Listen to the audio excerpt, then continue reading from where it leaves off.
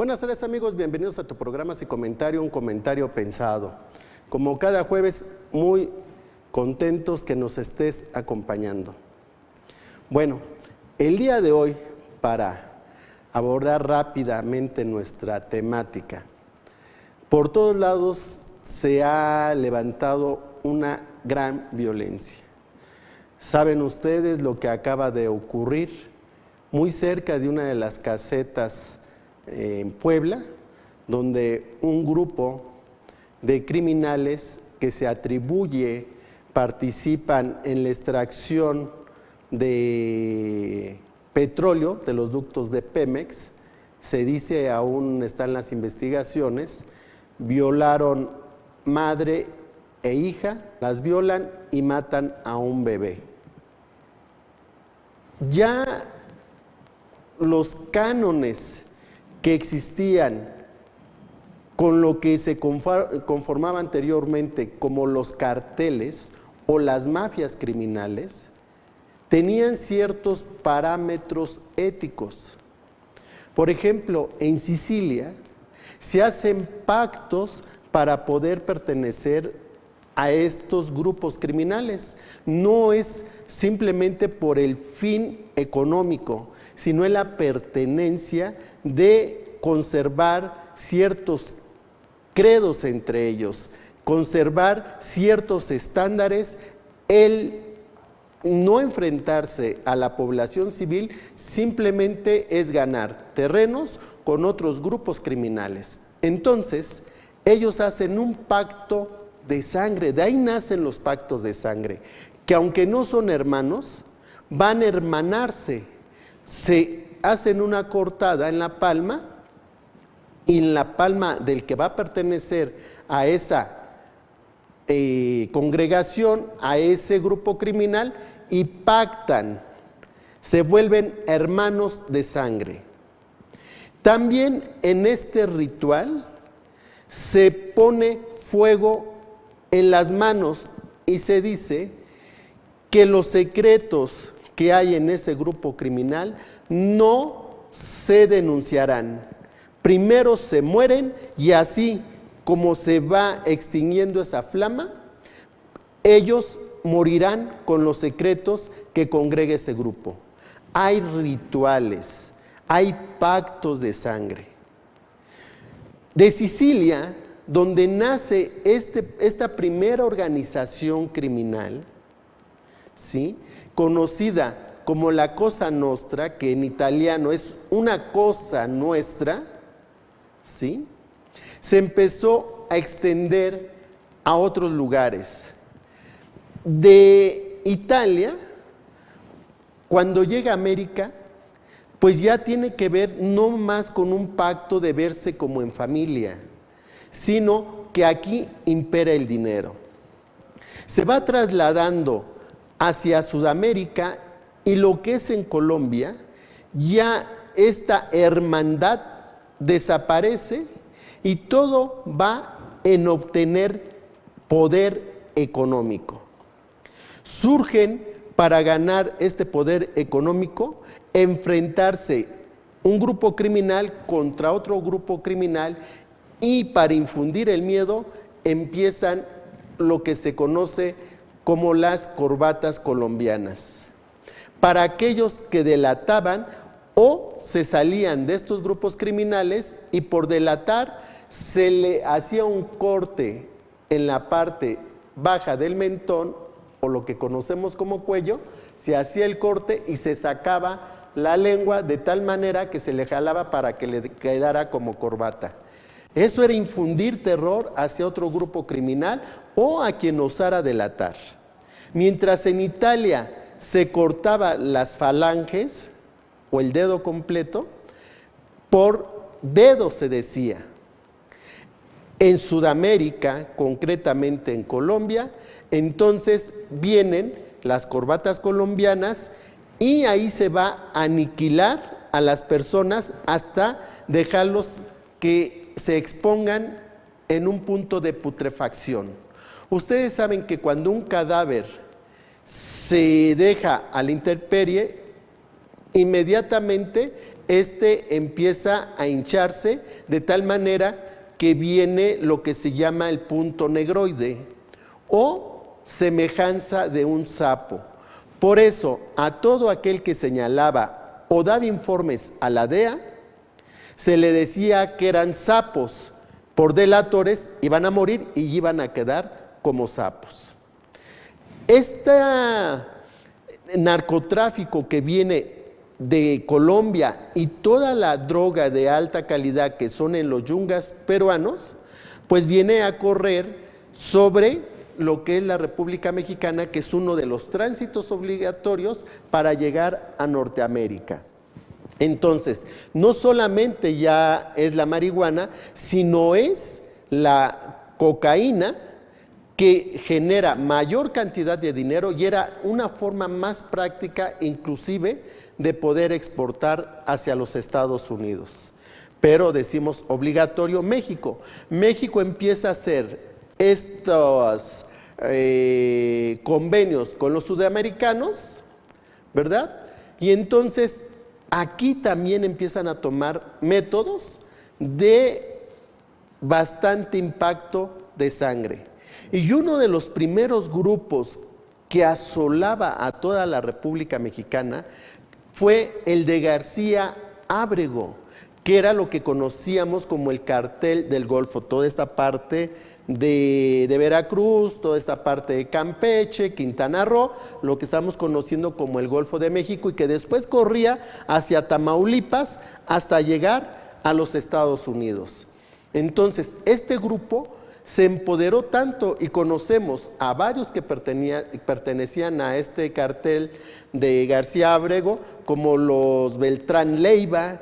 Recuerden también que algunos de los que participaban ahí era Don Neto, y hubo un gobierno michoacano que fue señalado porque dos de sus más importantes al gabinete de ese momento fueron señalados por Eduardo Valle.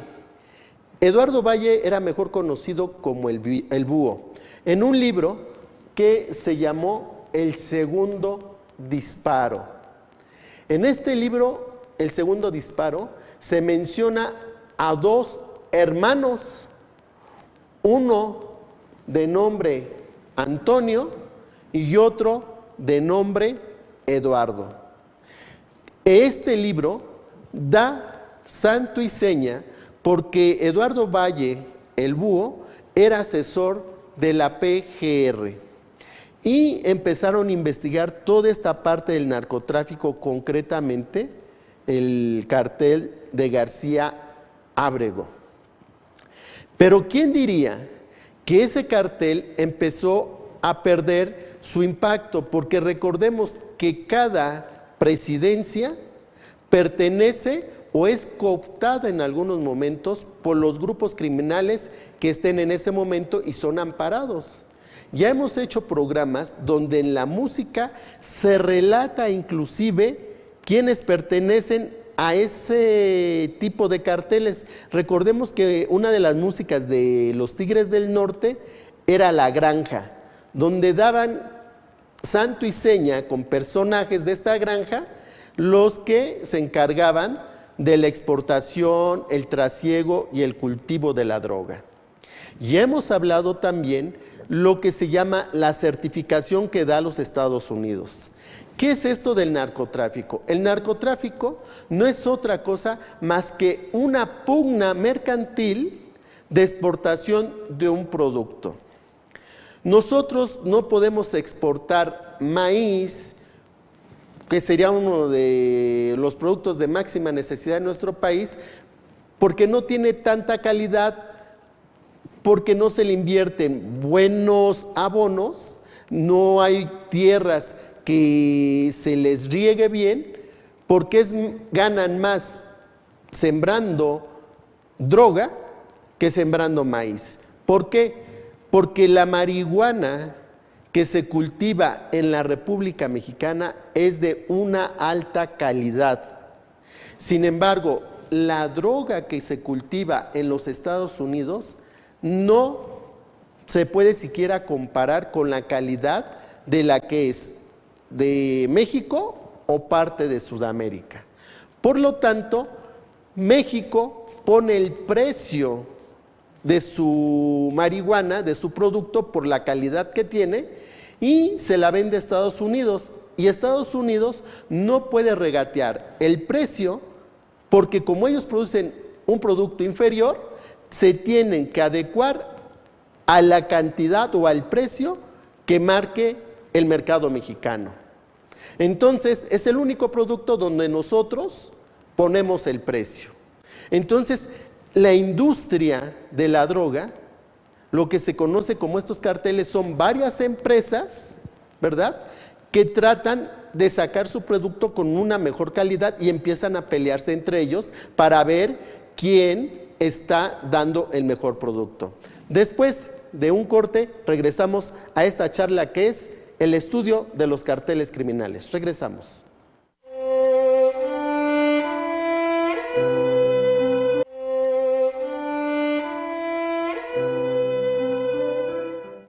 Bueno, amigos, ya regresamos. Estamos hablando de la evolución que han tenido los carteles de la droga.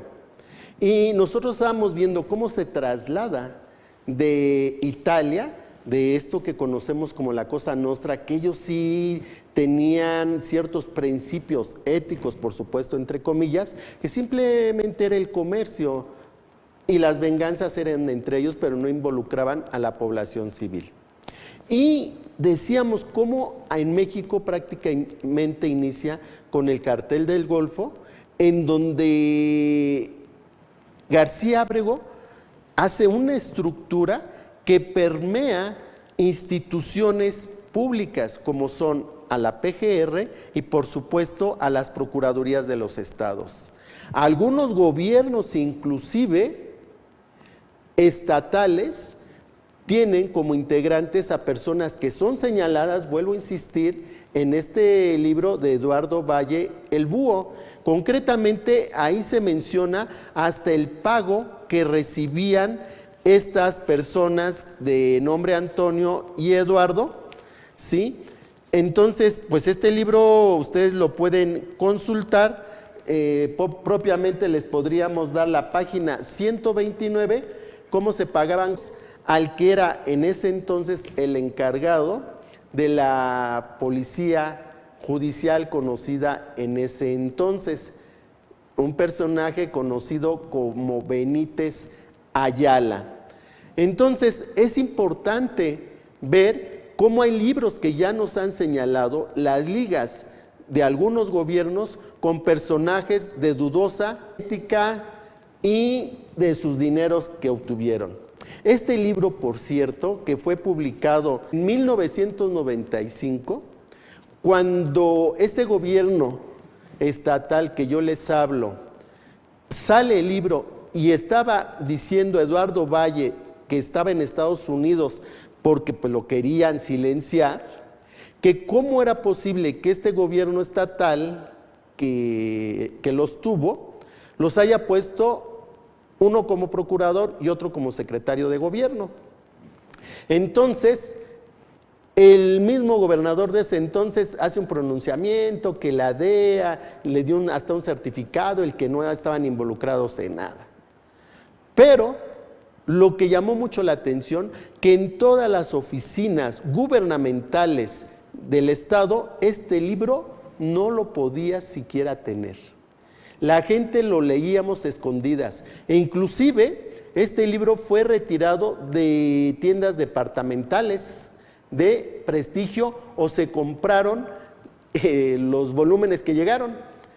Su servidor tuvo que viajar a la Ciudad de México para obtener el libro en ese entonces y en la Procuraduría era chistoso porque había varios compañeros que lo tenían, pero lo tenían forrado el libro, ¿no? Entonces, esto atestigua cómo esta llamada libertad de prensa es una tomada de pelo, que por cierto se agradece que ya no va a ser festejada el día 7 de junio, que era simplemente decirnos, pueden ustedes escribir y manifestarse, sino va a ser tomado el día 3 de mayo, el día de ayer, que fue el Día de los Maestros Albañiles, pues se festeja también el Día Internacional de la Libertad de Prensa.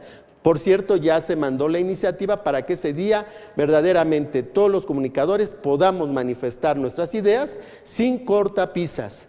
Entonces, esto es lo maravilloso de este grupo Radio Tele, en el que no existen las cortapisas y decimos no solamente lo que nos viene por hablar, lo sustentamos en bibliografía, documentos e información que nos dan algunas personas y que nosotros tenemos que preservar el secreto profesional que es el periodismo. Ahora, hay otros libros como este que nos escribe J. Jesús Lemus, Tierra sin Dios, en el que se está hablando de los grupos criminales que han aparecido en Michoacán. Pero un poquito me voy a regresar. Entonces les decía, como los Estados Unidos tienen una droga de menor calidad que se llama Sensei, tienen que pagar el precio que se da aquí. Entonces, el narcotráfico, los carteles, simplemente es una empresa sin chimeneas, pero es la única empresa que sí genera dividendos. Por lo tanto, Estados Unidos, para regular los precios, crea lo que se llama la certificación, en el que le dice a los países latinoamericanos: si ustedes no dejan de exportar, producir la droga, nosotros vamos a exigirles el pago de la deuda o no los vamos a apoyar. ¿Qué vamos a hacer si ustedes evitan que pase tanta droga? Porque hay una cierta permisidad de que pase cierta cantidad de droga, lo que ellos convienen, ¿sí? Te autorizo a que pases 10 toneladas, pero si pasas 20 ya no, quedamos en 10 nada más, son los acuerdos que hacen, ¿no?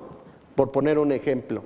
Entonces, como están pasando 20, 25 toneladas, por decir, entonces Estados Unidos dice: ¿sabes qué? Momento, viene esta certificación y va a consistir en que te voy a dar helicópteros, te voy a dar dinero para que tengas mayor policía, para que tus tierras puedan generar en otros ámbitos y te voy a perdonar la deuda hasta cierto límite. Pero si tú no me demuestras que en un año bajaste tu exportación del producto, te exijo esto. Entonces cada año los gobiernos tienen que demostrar que bajó tanto el cultivo, el trasiego y la exportación de la droga, y entonces ya nos dan el certificado que cumplimos con el pacto.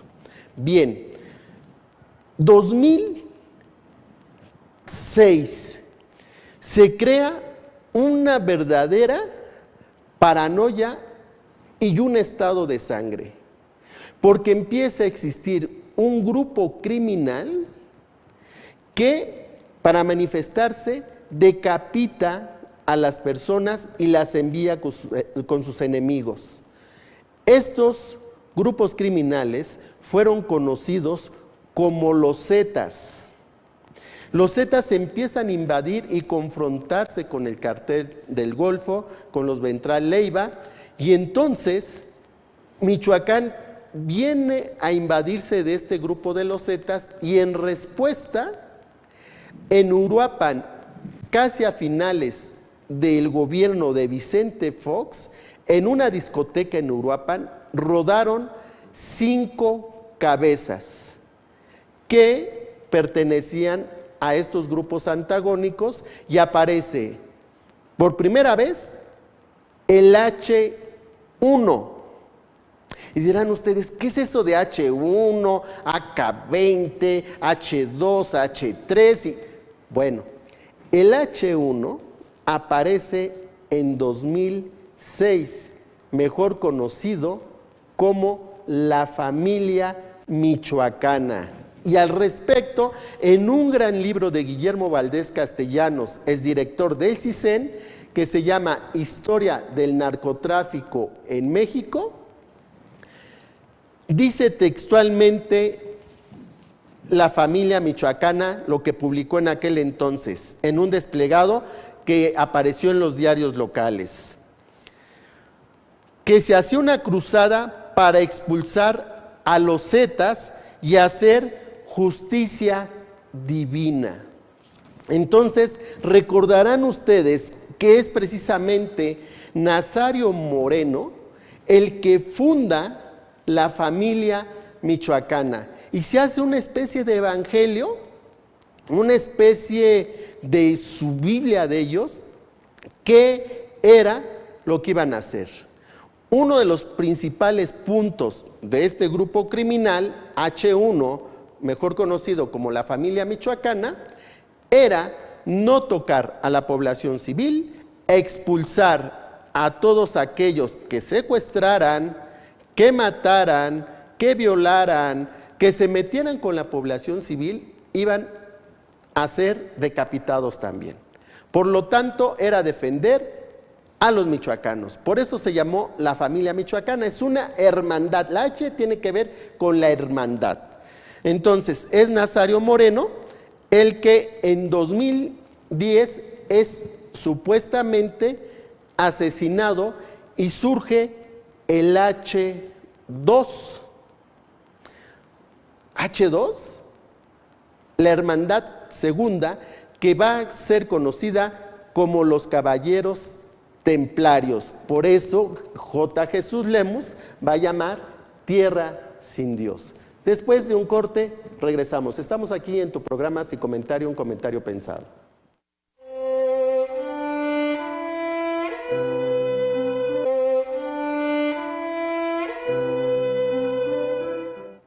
Bueno, amigos, ya regresamos. Estamos aquí en tu programa Sin Comentario, un comentario pensado, hablando de esta tan intrincada historia de los carteles.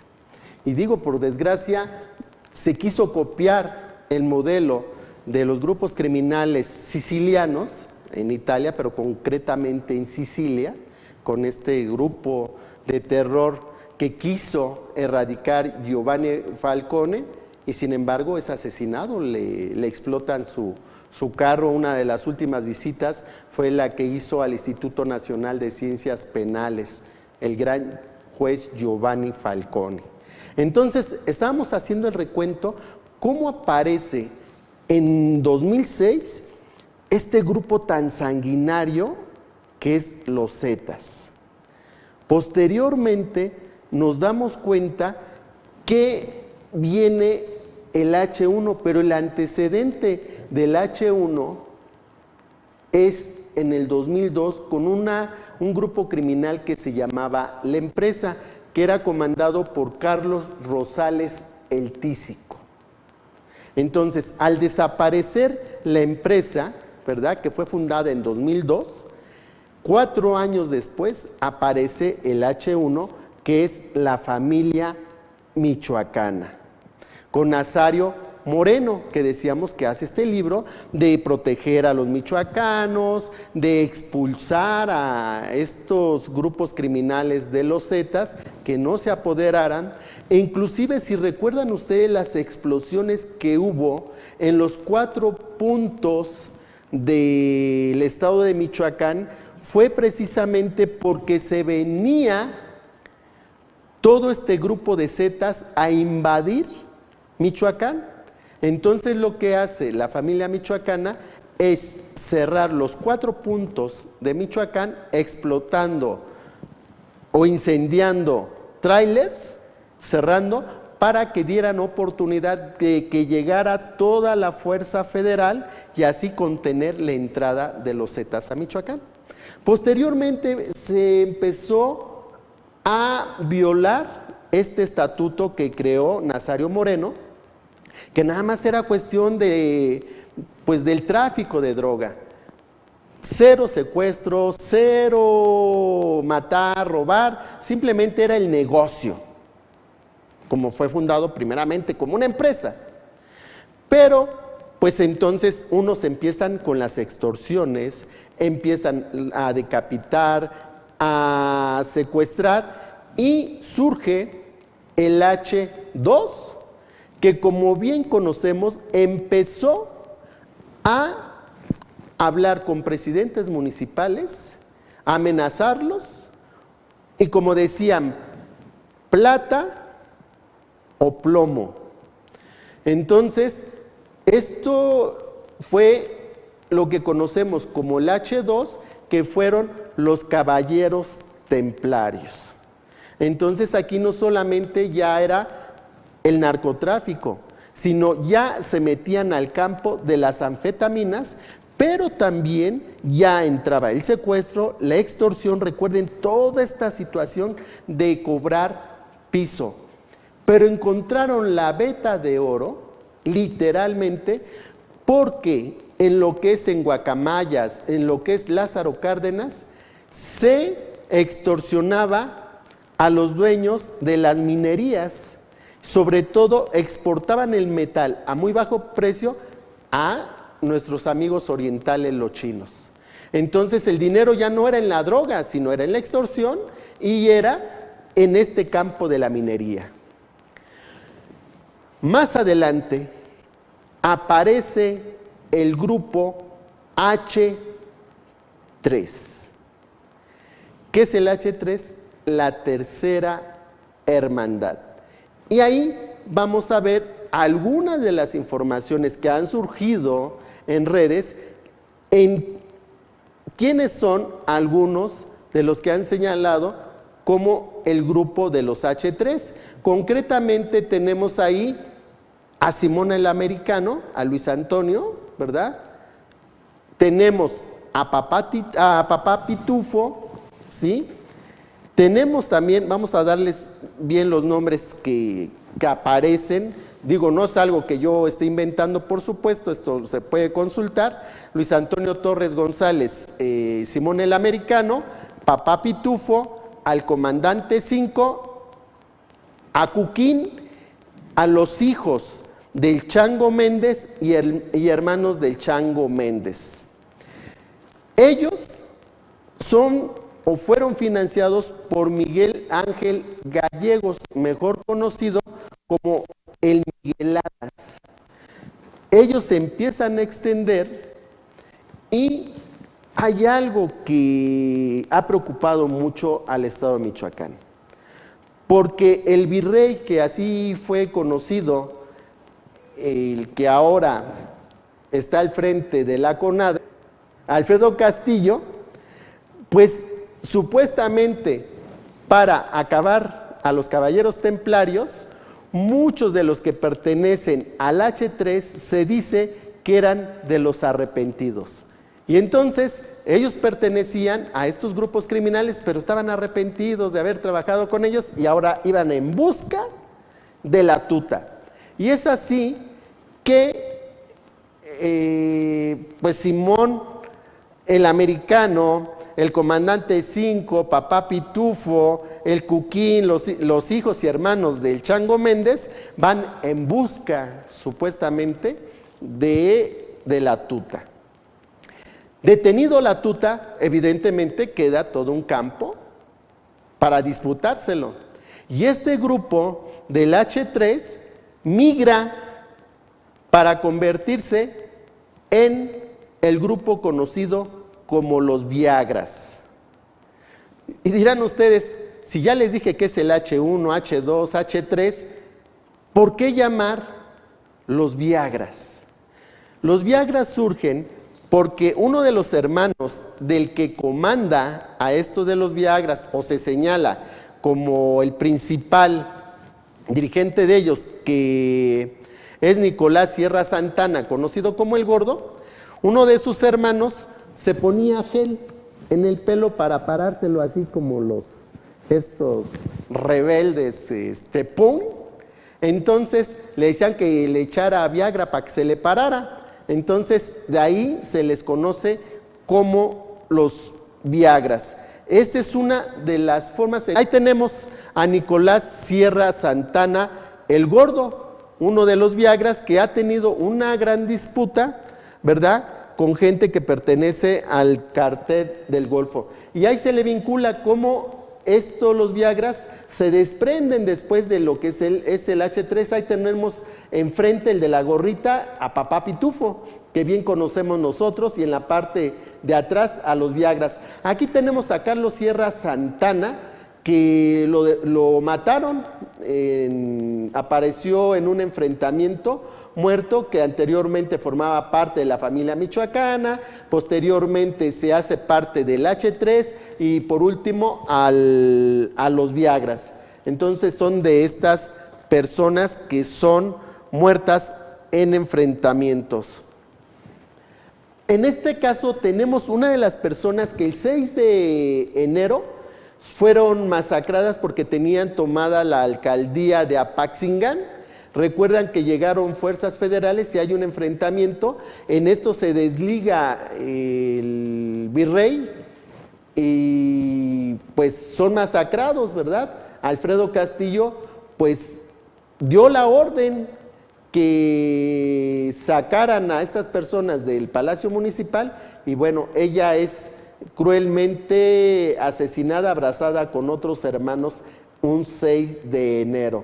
Pasamos a otra de las fotografías que tenemos. Bueno, ahí están las mantas en que denuncian ya la aparición, después del H3 que les hablo de Antonio el Americano, también de Papá Pitufo, y el desprendimiento que hacen ya Nicolás Sierra Santana para constituirse como los Viagras. Pasamos a otras, ahí lo tenemos, que ya hay una bronca ahí con una persona que pertenece al cartel del Golfo, que es el Cenizo. Vamos a ver otra de las fotos. Bueno, miren, ahí cayeron algunos de los Viagras, que les estamos hablando de este señor Carlos, ¿verdad? Entonces, después de un corte, vámonos a la última parte de nuestro programa. Regresamos, estamos aquí en tu programa Sin Comentario.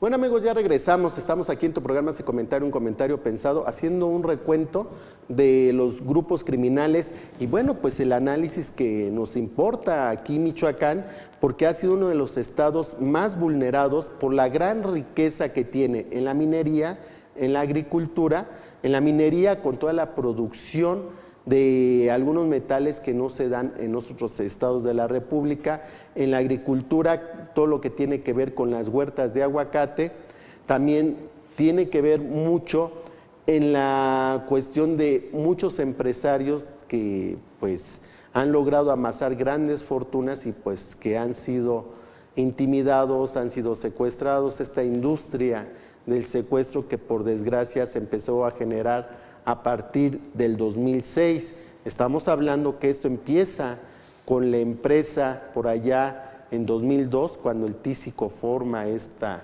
llamada empresa, y bueno, como en 2006 aparece como H1, como la familia michoacana, después como H2, que son los caballeros templarios, ¿verdad? El que le encabeza es la tuta en la que empieza a intimidar a presidentes municipales, inclusive se tienen señalamientos de la participación de alguno de los hijos de un gobernante y que tiene inclusive que dejar la gubernatura, y el gobierno federal envía a Alfredo Castillo Cervantes para que trate de acabar con estos grupos criminales y aparece el H3, la tercera hermandad, con el Americano, Papá Pitufo, vuelvo a repetírselos, Luis Antonio Torres González, el Americano, Papá Pitufo, Comandante 5, Cuquín, hijos y hermanos del Chango Méndez.